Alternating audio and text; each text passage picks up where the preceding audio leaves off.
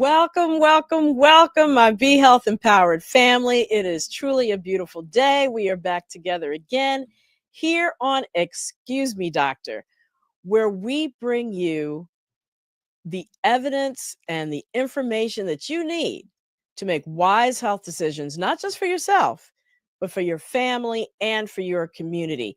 My name is Dr. Melissa Clark. Please call me Dr. Mel. Welcome to my newbies who might be joining us for the first time.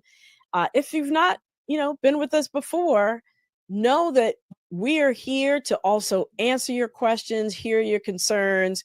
So please go ahead and make sure that you hit like if you're checking us out on Facebook, and subscribe if you're checking us out on YouTube. And please make sure that as the show goes on and, we get into it and we're hitting all the topics that are just going to make this an amazing week for everybody. As we're doing that, please remember to put your comments in the chat, and especially your questions in the chat. We want to hear from you. Now, there are two other people that we want to hear from, and they are my incredible co-hosts, Mr. Wayne Bruce and Miss Lila Mays. Come on through. How y'all doing? How you doing? Hi. How you doing, Dr. Mel? Happy Monday. Happy Monday. We starting the week off right. Monday. So what's going on? Oh my goodness, there's so much going on. So much going on with this new administration, and the last few days, the last week even, healthcare and public health has been all up in the news. I mean, from vaccine skepticism, from vaccine, yes. Measles epidemics. Yep. I mean, Medicaid, healthcare funding rollbacks, all the top TikTokers pushing craziness, miracle cures. It's chaos out there, Dr. Mel. It's chaos. It is chaos, It exactly. is. And it's not just social media. It's not just social media nonsense. These are real policies shaping the health of our communities. The vaccine skepticism and misinformation is coming from the people who are supposed to be safeguarding us. So where does that leave us, Dr. Mel? Well, that is the big question. Are we headed towards a public health crisis, which is the title of the show today, or are we already in one, right? Right. So we're gonna talk about that. What can we do about it? I mean, Yeah. What can we do about it? Who's leading the fight for evidence-based health policies? I mean, who's standing up for the public's health in the face of misinformation, political interference, and funding cuts? Who's doing that? Right. It's a lot. Well, we are fortunate because we have one of the most prominent voices in public health with us tonight. His name is Dr. Georges Benjamin, and he's the executive director of the American Public Health Association. It's all up in the name. That is what he is all about. And he has been in this fight for decades. So if anyone knows where we stand right now with public health and how we need to move it forward, it's him. Right. Yeah. So we get to ask him straight up, what are the biggest threats to public health right now? How do we fight back against misinformation flooding our feeds? And what happens if policies keep heading in the wrong direction? We got to get real about public health. I am so looking forward to this show, but until we get into it, we got to do the recap first. We got to let the peoples know what is happening in the world of health this week. Dr. Mel, let's start off with the burning, itching, scratching, red bump question. What does the measles outbreak mean for you? There have been like 300 cases of measles this year across 15 states. We're already breaking records in just 3 months of 2025. What's going on? Well, most of this year's cases were in people who were either unvaccinated or did not know their vaccination status. So we can start there. So who, if anybody, should be worried? You mean about getting measles? Well, I would say the good news is that most people have immunity to measles either through being immunized early in life or having previous infection. So if you were born before 1957, so the seniors in the crowd, you're generally considered to have natural immunity to measles because it was widespread before the vaccine was introduced.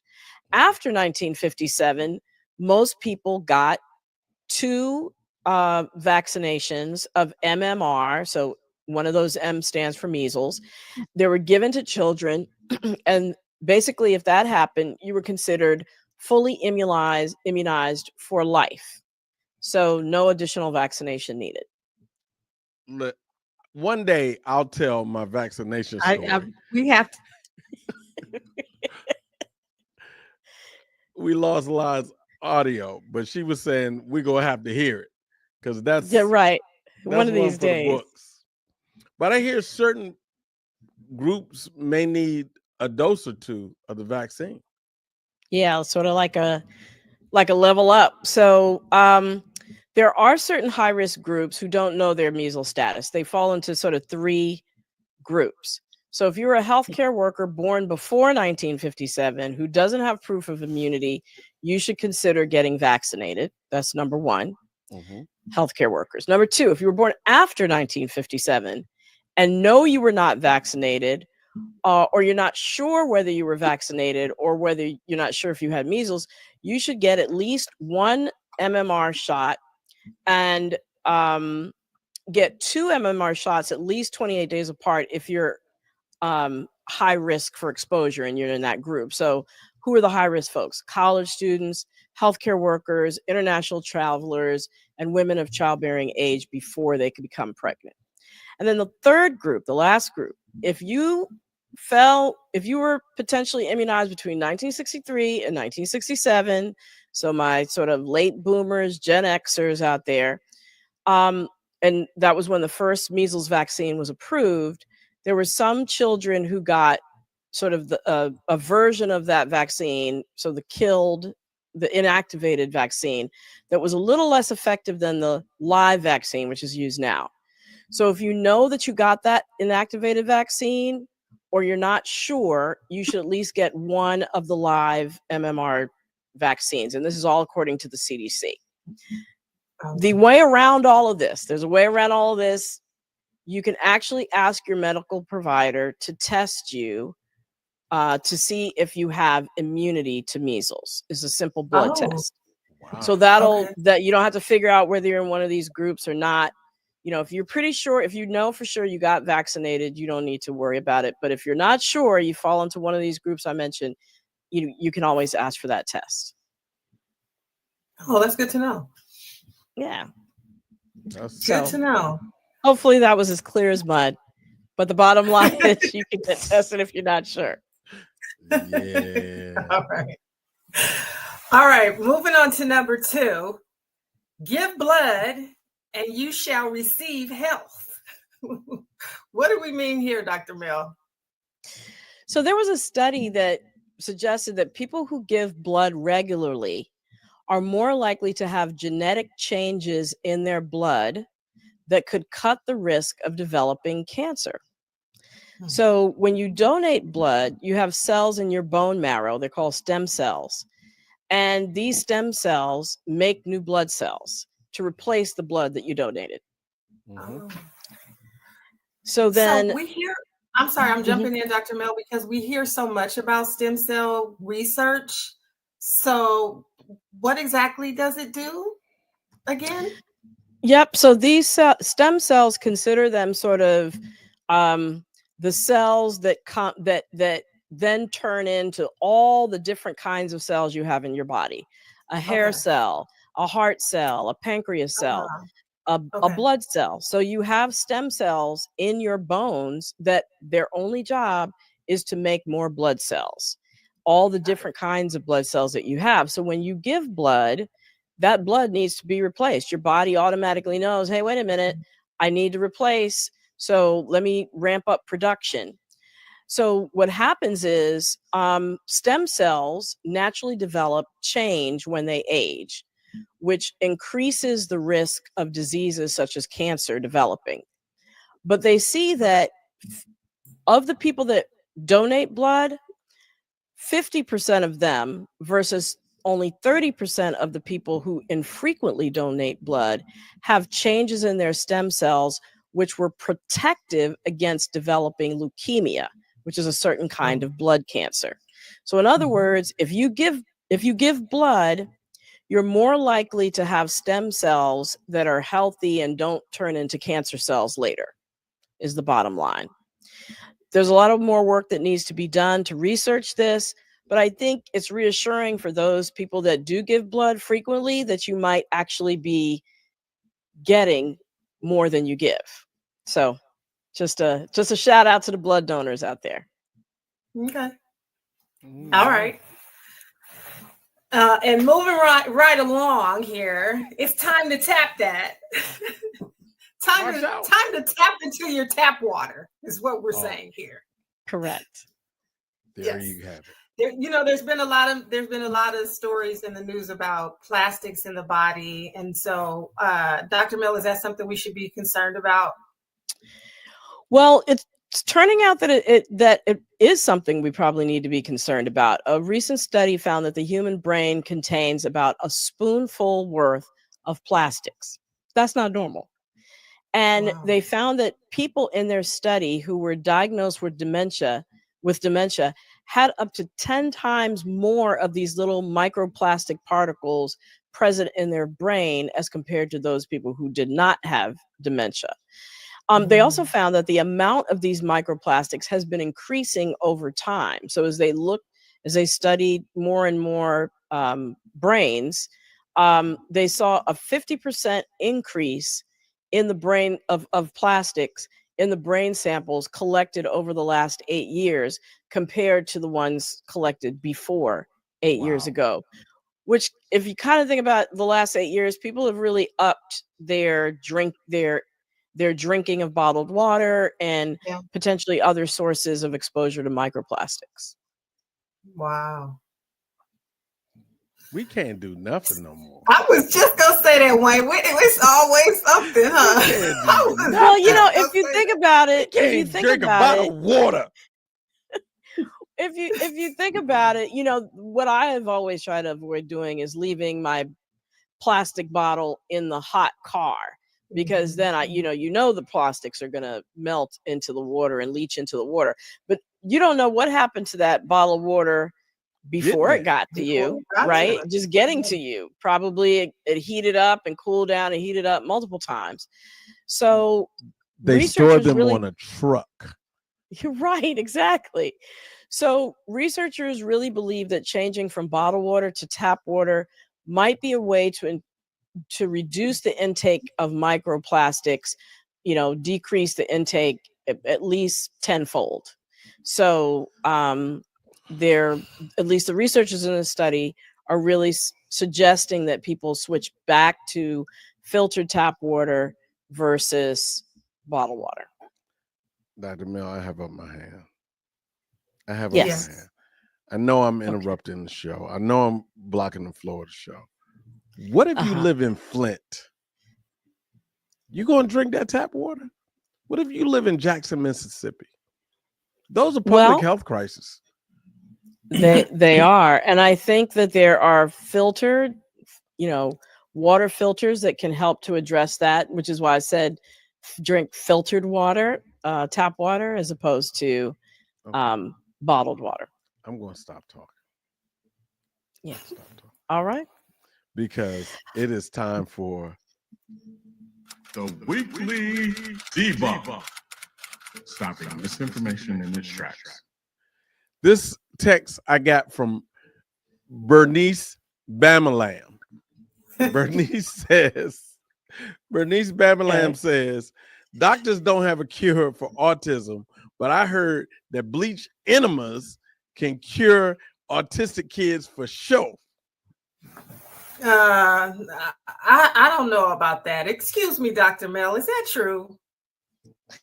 Well, it is true that there is not a cure for autism. It is not true that you need to use bleach enemas or any other detox means to quote unquote detox from autism. Unfortunately, we're seeing groups, private, online chat groups with over 27,000 members, moms of children with autism, that, these myths are circulating in these groups. And they include things from using ingredients that are used in bleach, like chlorine dioxide, to things like turpentine, to using the child's own urine, to do enemas or give them these things by mouth. There is really no credible scientific evidence or research supporting any of these claims. And it can be harmful. That's the thing. Parents have reported, doing this and are, trying one of these detox cures and have seen that their kids develop severe skin problems, diarrhea, increased irritability, you name it. So, sometimes you see things in the comments that say, well, these kinds of adverse reactions are just proof that the detox is working. Again, not true. And it can do serious harm to the child. So we do know that autism affects 1 in 59 children. It's a developmental issue that many parents and professionals really just view as a different way of being, as opposed to a disease that needs to be cured. So don't take advice from these groups. Talk to your doctor. These things can seriously harm your child and actually might even be considered child abuse. Vet your doctor and talk to your doctor, because the person at the helm of the health care in this country. Okay. All right. We'll see y'all in a little bit. I just want to say we'll see y'all in a little bit. On that note, thank you all very much. We'll see you all back very shortly because we're going to jump into the show. We're diving into the biggest public health challenges that our nation is facing in 2025 and beyond, from threats to healthcare access and vaccine policy shifts to climate impacts and the future of pandemic preparedness.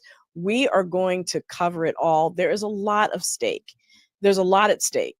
And it's especially true for vulnerable communities. So with the new policies that are taking shape in this administration, alongside growing influences of figures like Robert F. Kennedy Jr. and Dr. Mehmet Oz, the public health landscape is shifting, and it's shifting fast.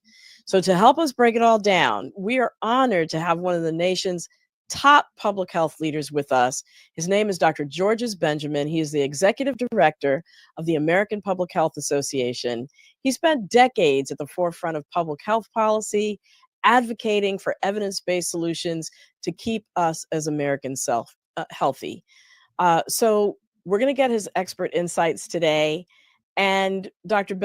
Benjamin, thank you for being here and welcome to the show. Dr. Mel, thank you very much for having me. It's good to see you. Good to see you too. So let's jump right into it. So public health is really kind of at a critical crossroads this year. What do you see as the biggest threats to public health that might be keeping you up at night? The biggest concern that I have right now is the lack of principled quality leadership at the national level. We've got extraordinary people at the state and local level in most cases. But right now, I'm very worried about the national leadership.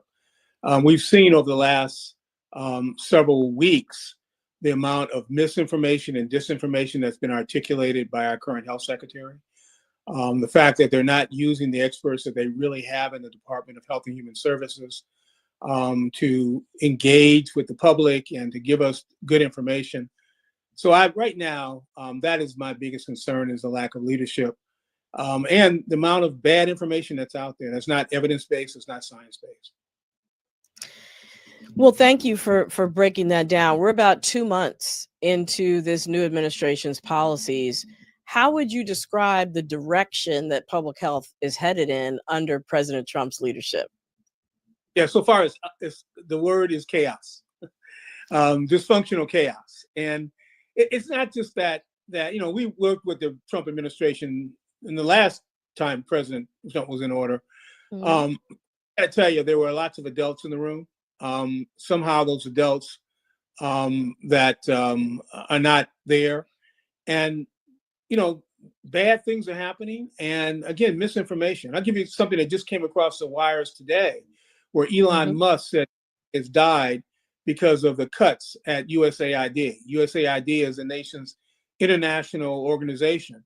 And people are starving, diseases are out there, and he doesn't have that evidence, that nothing's bad has happened.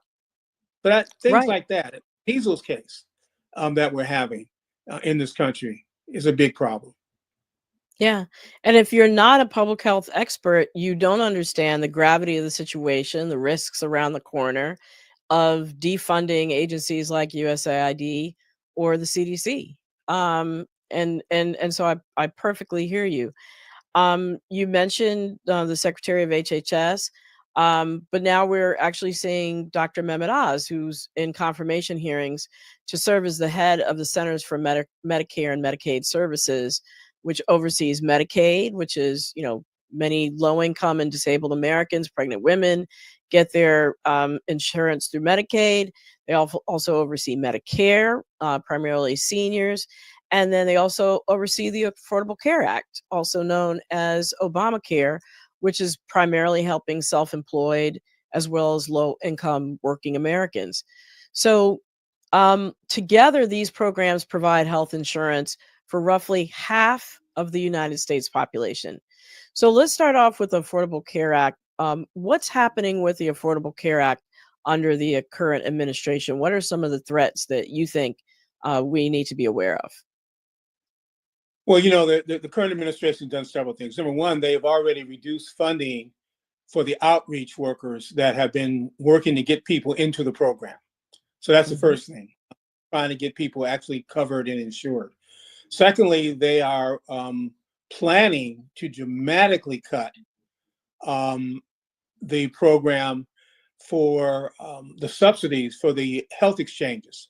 That's private insurance that people get where the federal government is subsidizing the coverage that people get so that your premiums are affordable. So they do that, they will raise the cost of premiums. There's a great deal of discussion right now about advocating for more what we call skinny plans. So when the administration was there before, they promoted these slimmed down plans and people were buying them because they were more affordable. But then when they got to go, when they really got sick, they found that it didn't really cover anything useful. So that they were not something that you really want to spend your money for. And so that's so just to pause on that, it's like buying homeowners insurance and then finding, when your roof blows off, it doesn't cover it, or So same thing with health insurance. When you actually need to go use it, even though you're not paying a lot for it, when you need to go use it, it doesn't really do what you need it to do, which is pay your premium, pay your bills, and your medical expenses. That's right. And sometimes for things that are everyday things, maybe because you need to have your hip surgery done, or you fell and broke your arm. There are limits to a lot of those plans. There are high deductibles, meaning you have to put out of your pocket a lot of money before the insurance kicks in. So I encourage people, if you're going to make that choice to buy one of those skinny plans, do your homework before you get them. So don't do it. And the other thing too is you mentioned subsidies. I have to say, over the summer I was talking to a gentleman somehow at the gas pump, and we were talking about that very same thing about cutting subsidies to those folks who wanted to enroll in the health exchange plans, and he didn't know what the word subsidy meant. So can you break that down for us a little bit more? Yeah, it means that the federal government pays a portion of what you normally would have paid. So when you buy health insurance, you can pay anywhere from $30 to $300 or $400 on average for a monthly premium. You pay that out of pocket to have the insurance, and that's your premium. And so the federal government pays a large portion of that for the exchanges for people who are middle income people. so that is much more affordable. So maybe instead of paying $200 a month for a policy, you only have to pay $50 a month. So it's much more affordable. And the federal government is paying, that part for you. And the problem is that we increase those subsidies, those additional payments on behalf of the people of America during the COVID pandemic in order to make sure we got everybody covered. And those subsidies, those additional payments, they run out at the end of this fiscal year and they have to be reauthorized. And right now, the Congress, particularly the House on the Republican side, has put up a budget that may not allow us to actually have the dollars to do that. Right. Let's move on to Medicaid rather. So that's folks, the Affordable Care Act, the health insurance exchanges, middle income people who don't get insurance through their jobs, right? Self-employed folks. Now let's move on to Medicaid, which I mentioned covers pregnant women, disabled individuals, low-income individuals. What are some of the challenges that we're seeing to Medicaid under this current administration? So Medicaid is the nation's insurance program. So the way to think about this is if you're very low income, Medicaid covers you, and the federal government covers that insurance program. And it's a partnership between you and the state. The states pay a portion of the cost and the federal government pay a portion of the cost. And then the health exchanges that we were just talking about are mid-income individuals to people who are have a much higher salary. And then if you are a senior, age 65 or older, then you're eligible for Medicare, no matter what. And what the federal government is doing, primarily the Congress, when they passed this most recent budget, they didn't put enough money in that budget to cover all the costs for Medicare and Medicaid. In fact, they're trying to get about $800 billion over 10 years out of the Medicaid program. So what that basically means, the way you can take that money out is provide less services for people, to put out less money per beneficiary. In other words, pay your doctors and your hospitals less money, or somehow otherwise cap the amount of money going out the door. And at the end of the day, every time they've done that, less people have been covered. Now, under the Affordable Care Act, when we put the Affordable Care Act in place, Obamacare, almost all the states increased eligibility for this Medicaid program so that nobody low income would not be covered, except for 10 states, mostly in the South, mostly the states that have the worst health outcomes. For one reason or another, they said they did not want to cover their citizens. So they still have Medicaid, but the eligibility for that program is so very low that in many cases it's laughable. And now they want to take more money out of the program nationally because that's the only way they can find savings. And I understand being fiscally responsible, but what the public needs to know is that they want to take the money away from lower income individuals and give it to rich people in the form of a tax cut. Yes, exactly. It's for a tax cut. So it's take from the poor and give to the rich. So just talk to us a little bit about what does it mean if people are not going to be able to afford insurance on the health insurance exchanges because the portion that the federal government pays for is going away, cutting Medicaid, therefore, potentially fewer people are going to be eligible for Medicaid. What is that going to mean in terms of people's health and their ability to access health care? Well, it means that they will have inadequate money to provide care for those folks. And if you're in middle America, in a rural community, the likelihood that your hospital will close because they won't have the money to pay for services is increased. A lot of our rural hospitals, the margin that they live on is those Medicaid dollars. And so that means that a lot of those hospitals will close. Now, You know, the interesting thing is that a lot of these folks think that the folks that are getting these benefits look like me.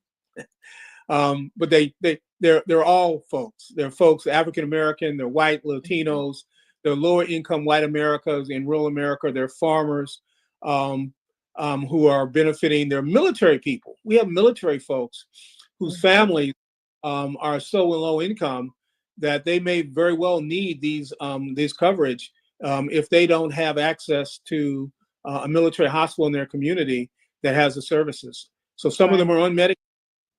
Some of them are on food stamps. We have military members on food stamps, and they want to cut all those dollars. And people will get sicker. They'll possibly die earlier or end up in the hospital, be disabled, have strokes, have heart attacks, etc., because they're not getting the preventive care because they don't have access to care. So, and here's the dirty little secret: they don't save the money. Because what happens is people show up when they get really sick. They show up later for care. That care costs them more money. Then they have poor health outcomes, and they often die sooner. Yeah. So help us understand the term health equity, and is this administration trying to stop that work from being done? You know, there is a group of individuals who have now adopted a racist, and I use that word with intention, philosophy to demonize diversity, equity, and inclusion, and to redefine it from what it says. So diversity, equity, and inclusion means exactly what it sounds like. We're going to make sure everybody's involved. That's inclusion. We're going to make sure people get what they need in order to achieve optimum health and well-being. And we're going to make sure that we have a diverse group of people that receive these services or get the help, because we know that diversity results in better outcomes in the workplace, in programming, and delivery of services, and for healthcare, a big deal. And we know during COVID, we had significant communities of lower income individuals, regardless of race, regardless of gender, who did worse during the COVID pandemic, because it took a while for people to basically put out the resources that they needed to provide that care. Remember when we were testing people and only people who had money or had a card could get there, could get tested? Remember when we were taking care of people in the hospital, but the people that were showing up really sick were lower income individuals or minorities, or people who had to go to work every day? The well-to-do people work every day. They could stay at home in front of their computer. But if you were or the hospitals in the poor or in the rural areas had worse outcomes than the hospitals in the urban and more resourced hospitals, because they had the equipment to help keep people alive. Right. That's absolutely correct. That's absolutely correct. And we also had so much misinformation that people weren't wearing masks. They were avoiding getting vaccinated from COVID. They weren't taking medications. We had people that were telling people to use officials, public officials, giving people bad information. And what we saw from that was certain parts of the country where their ideology was such that they were opposed to good public health practice. They had higher number of people who got sick, higher number of people who died from COVID, regardless of, again, their views of the world. It's really a problem. It is. So you've talked about what health equity is. Do you think that this administration is trying to stop this work from happening? Oh, this administration has done everything they can to stop this work from happening. The president signed an executive order, which, by the way, fortunately, right now has been stopped with a temporary restraining order, to not fund any of the DEI programs. They are going after research institutions, academic centers who have programs. They have the nerve to tell folks that we can't spend our money to help people of color improve their lot in life. They're telling people how to spend their own money, foundation programs, that they can't do that. And of course, we've seen this story before. We saw this during Reconstruction after the Civil War. We saw these efforts to erase us before. So we know this drill. And they can tell you that, no, they're just trying to make sure that they treat everybody equitably. And that's not what they're doing. We've heard that rhetoric before. We know this story, and we will not be fooled. Yes. So thank you for breaking that down for us. I know that we've mentioned sort of vaccines and the vaccine information. What impact do you think that Robert F. Kennedy Jr., who's been a vocal critic of vaccines, what impact has his influence had on public health efforts? And are we seeing changes in vaccine uptake, do you think, as a result of that, of his influence? Well, he's been in office for a few weeks now, and he's already been the biggest purveyor of misinformation that I've seen in many, many, many years. He has certainly, he says he wants people to get vaccinated, but he's done everything he can to impede that. He's created misinformation about the efficacy of vaccines. He's talked about the fact that if you are healthy, you will not die from measles. That's not true. If you're unvaccinated, your risk of dying from measles is very high, much higher than would be if you were vaccinated. But that's a better way to put it. And he has stated that there are holistic ways of reducing your ability to get sick and die, even though you're unvaccinated with the measles vaccine. So, for example, he's told people that if you take vitamin A, or if you're healthy, you won't get measles, and if you do get it, you won't get real sick. And that's just not true. There is a role for using vitamin A in people who are vitamin A deficient, who are real sick, but it won't stop you from getting measles. The only thing that prevents you from getting measles reliably is being vaccinated. We, as you heard earlier in the show, we do a weekly debunk, and that was our weekly debunk last week, that taking vitamin A does not prevent you from getting measles, just as you said. I want to, move on to the fact that the U.S. has stepped back from certain global health initiatives under this administration. We're seeing this measles outbreak, which, definitely has not gotten to the level of an epidemic or a pandemic. But how does this stepping back from global health initiatives affect our ability as a country to combat future pandemics or disease threats that come from outside this country? People often ask, how does our reaching out to other countries and spending money in other countries and helping them with, if they perceive their problems, help me in the hood with my problem? And the truth of the matter is that it's better to provide those services to other countries, to your neighbors, to other, folks in Africa, folks in the Southern Hemisphere, through the Agency for International Development, because if you can treat those diseases there, then those diseases which are only one plane ride away from us won't get here. The other thing, of course, is the humane thing to do. And so we, as a ethical, caring nation, should be trying to help other people. And we can do this in a much more affordable way because it's easier to treat these diseases where they originate than having those diseases come here. Remember when Ebola came to the United States several years ago, and what a real big issue that was. We did have some deaths in our country. Not many. We were fortunate because we had a very robust public health system that picked up on it early. But we also had people overseas that were keeping it from coming here.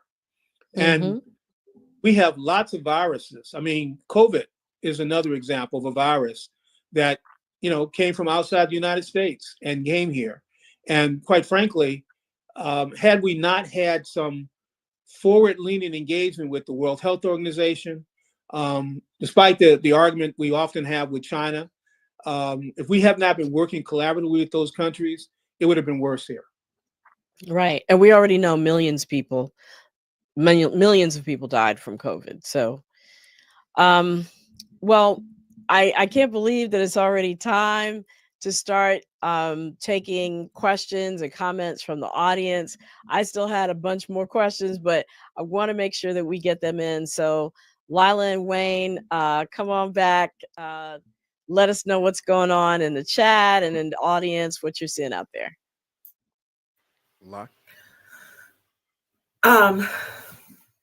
So much. I I always have my own questions, but let's go to the chat. So with what's happening in the administration, a lot of people are just not trusting the CDC and WHO anymore. Is there a way to develop more trust with those organizations? How do we do that? How do we get people to lean in to good information coming from those organizations? So I understand that the administration, people have lost some trust in federal authorities. And I still trust the Center for Disease Control and Prevention. They're still the best knowledge experts in the world on most things, as well as the World Health Organization. I think that the Secretary Kennedy aside, who have big issues with it, as you've heard, most of those federal officials are still getting up every day, working hard to give us good information. But look, one of the things that we now have that we didn't have when I was growing up is that we have Dr. Google. Yes. So that means you can go to other trusted sources to validate what you hear from federal sources. So you can go to organizations like mine, American Public Health Association. That's www.apha.org. You can go to American Academy of Pediatrics. You can go to the American Medical Association's website. I tell people to go to authoritative sources that been around for a long time, and these folks get up every day wanting to make sure you're healthy. So the professional associations, I believe you can still trust. Okay. Then validate what you may see from the federal government and crosswalk that with those organizations. So far, the information coming out of the Center for Disease Control and Prevention is accurate. Now, there may be a time when, like at the end of the last Trump administration, where the politicals got a hold of the communications apparatuses, and they started changing things. That yet happened. Well, let me make an exception of that. They did try to change gender and get rid of anything that said gay or transgender, but there are groups that went to the courts, and the court said put it back. So they had to put the information back. So at least right now, as best we can tell, and they have hundreds of data sources and websites, but as best we can tell, they put it all back. Now, we will tell you, organizations like mine, we're going to be quite vocal if we discover that they're tampering with that information and not giving the right information. So when Mr. Kennedy has said things that we thought were inaccurate, we have spoken. And so I think there'll be other organizations that are doing the same thing. Dr. Benjamin, is there a newsletter coming out of your organization that folks can sign up for? That's a good question. The best thing to do is go to our website. We are a membership association, so members can join us. Can join APHA as a member. I'm not hocking memberships on your site today. Well, I asked the question. So please answer. But almost a lot of on our website is free. We give a lot of free information on our website. We have free webinars. Most of the stuff is not behind the paywall. And a lot of our health information is not. And we link to groups that we think are authoritative sources. So we do link to the federal government. We do link to other professional associations on our website. And Have we ever made a mistake? You bet. Nobody's Sure. perfect. But as soon as we find out, we fix it and we correct it and we let people know that this is the right information. Okay. Wow. So let's go to the question. One of the questions we had with all the all these challenges, what can everyday Americans do to protect their health and push for policies that truly benefit public well-being? Yeah, I think that you should become as informed as you can, and then talk to your elected officials. Local elected officials at your state level, at your county level. Hold them accountable. Go to town hall meetings. Ask them to answer the questions that you have. Write your questions down that you don't know the answers to, and go to them and say, "Tell me what give me the answers to these questions." Demand that they answer those questions. Now, right now, I think that the public, because right now they're on recess and they're back in the hood, and so you should go to their offices. You should call them on the phone.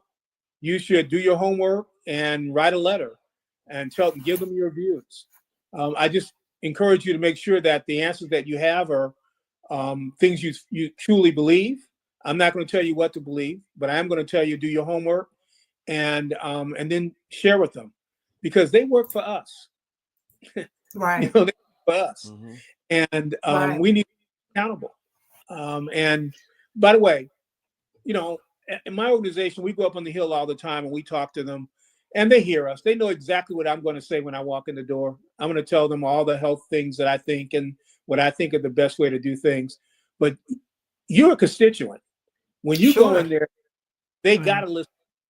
Okay? Because they don't listen to you when it comes time to elect again. You have the right to make a different choice. And they know that's right. There we go. That's right. Dr. Benjamin, what are 2 questions we could ask? Now, listen, I'm calling and I'm writing about all the things, but what are 2 health-related questions that we should be demanding answers from our folks? The 2 things that I would demand right now is, number 1, I would demand they tell you whether or not they're going to support the Medicaid program, and they're going to resist any cuts to the Medicaid program. That's the first thing I encourage you folks to do. And the second thing I would do is tell them, do they believe in climate change, and what are they going to do to address climate change in our community? Ooh. Climate change is here, is impacting our health today. That's why we have such superstorms, big rainstorms, tornadoes, hurricanes, heat waves. And we still have people that say climate change doesn't exist. Isn't real, right? Right. It's real. In the last administration, they didn't acknowledge it. Oh, no, not in the Biden administration. I'm talking about. You talk about the last Trump administration. Right. The last administration wasn't supportive, and these guys are on steroids, not supporting it. Right. Yeah. They take away all the climate funding. They've look. Let me give you an example. You talked earlier about Flint and lead in the water. The IRA, that bill that was passed by President Biden, has money in it to replace the lead lines in our community so that we won't get poisoned by lead in our drinking water. Guess what they want to cut? They want to take away that money. Who's going to poison? Right. And those environmental rollbacks are differentially affecting communities of color, because communities of color automatically have been, sort of segregated, if you will, to certain communities like Flint, where there's lead in the water, and have more environmental pollution, sort of thinking of Cancer Alley in Louisiana. So, a lot of communities of color are situated in places where they're going to have worse health outcomes because of environmental conditions, and the rollbacks that are happening are specifically going to affect them and make their health even worse. And we used to have offices, the Environmental Protection Agency, that did environmental justice. Guess what? They didn't like the word environment, and they didn't like the word justice. And they put those offices. Yeah. And they were making sure communities were not disproportionately impacted. And by the way, these were not all minority communities. These were also lower income white communities, because right. there are poor folks in those communities than they are in our urban settings. It really being poisoned by these things. Yeah. And they closed them because they didn't like the word environment and they didn't like the word justice. So we have a question from Yvonne Smith. She says the CDC and the HHS websites are not communicating with us. The loss of employees at HHS and CDC, how will that affect us? Yeah. So imagine you showed up for your work one day, wherever you work, and your boss said, because we've only hired you for the last 6 months, we're going to let you go.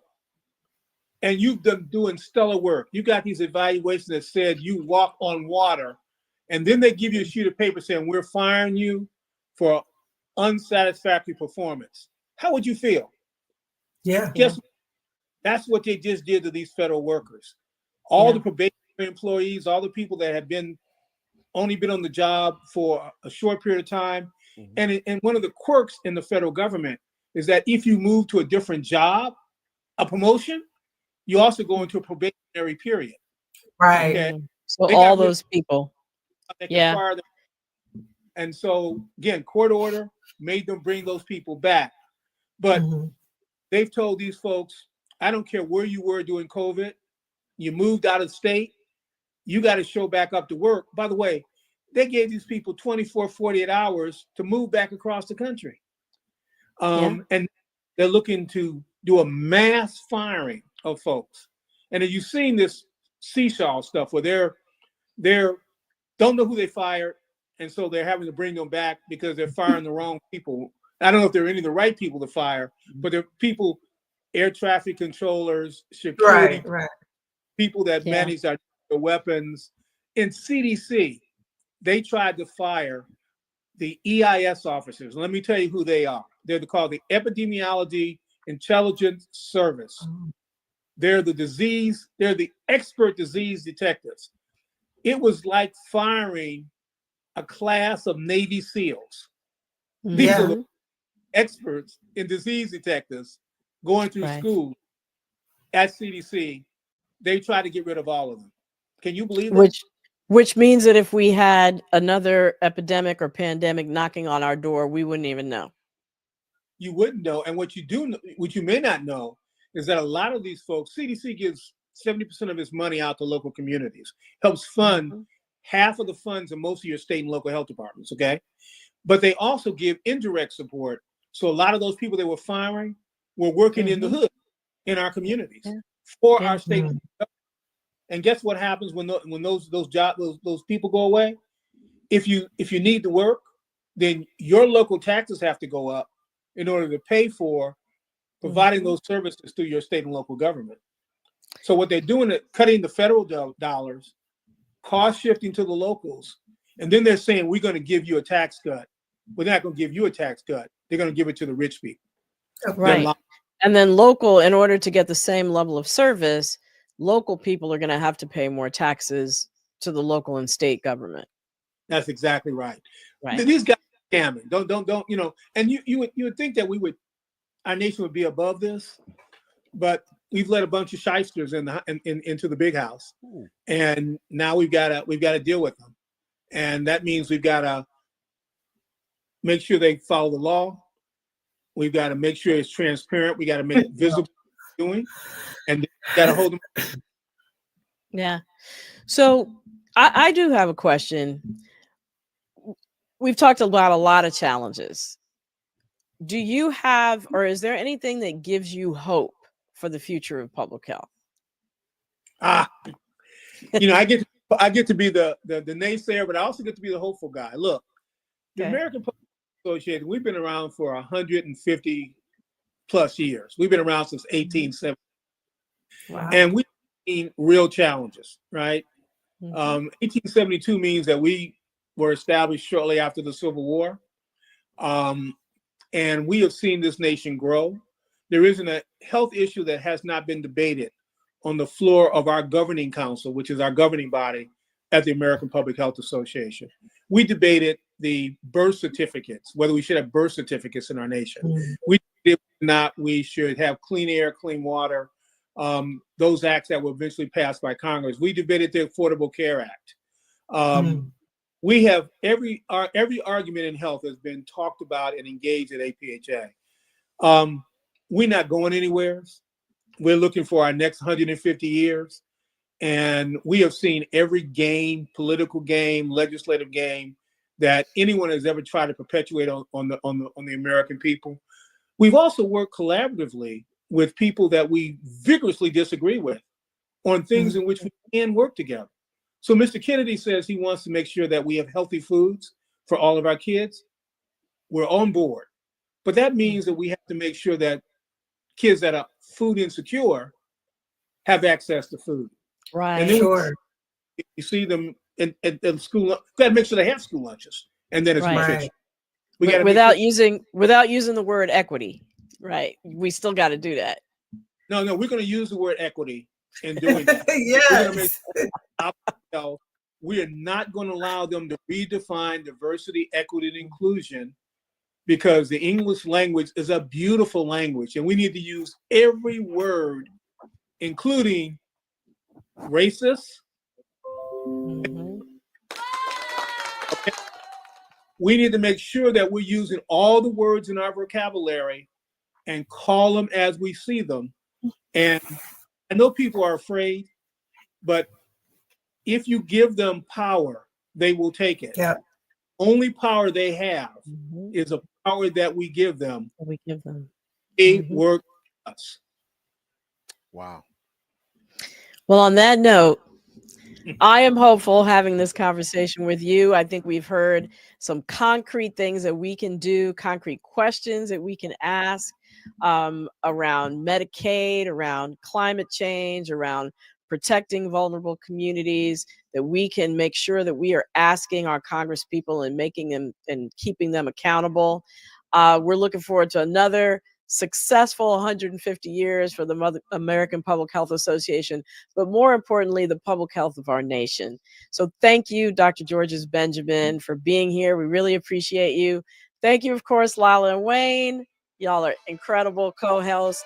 Thank you, my Be Health Empowered family, for tuning in. And until I see you, be wise, be well, and be health empowered. Thanks for tuning in.